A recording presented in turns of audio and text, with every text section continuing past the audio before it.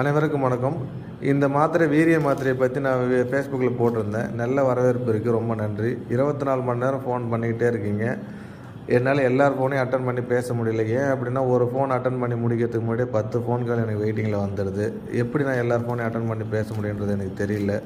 நானும் முடிஞ்ச வரைக்கும் அட்டன் பண்ணி பேசிகிட்டு தான் இருக்கேன். அப்படி இருந்தும் ஒரு நாளைக்கு 1000 2000 காலுக்கு மேலே வருது. என்னால் எடுத்து பேச முடியல.